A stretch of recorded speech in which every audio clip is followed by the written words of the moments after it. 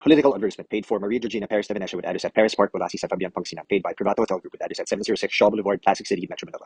Mga kabalayan, if there's one thing na natutunan ko growing up, it's this. Ang public service ay hindi trabaho lang or job. Ito ay calling. And most importantly, ito ay commitment. Ito ang natutunan ko sa aking mga magulang na si Kuya Joe at Manay Gina de Venecia. Lahat ng natutunan ko bilang public servant, yung pagmamahal sa tao, yung malasakit sa komunidad, at yung tunay na aksyon, natutunan ko sa kanilang dalawa. At syempre, si Manay Gina, sa kanya ko talaga nakita yung pagpapamalas ng malasakit sa tao. Hindi siya yung pagpapakitang tao lang eh. Ramdam mo talaga ang kanyang pagmamahal sa ating mga kabalayan sa 4 distrito ng Pangasinan.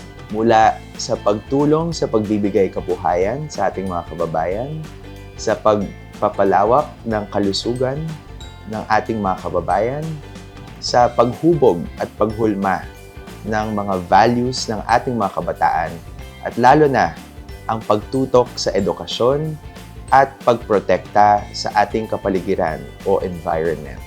Yan ang programa at paniwala ni Manay Gina de Venecia. I learned from the best. Kaya kung may magpapatuloy ng ating napasimulan dito sa 4 distrito, tsak si Manay Gina de Venecia iyon.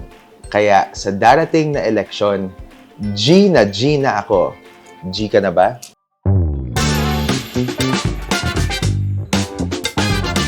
Political advertisement paid for Maria Georgina Perez de Venecia with address at Perez Park, Colasi, San Fabian, Pangasinan. Paid by Privato Hotel Group with address at 706 Shaw Boulevard, Pasig City, Metro Manila.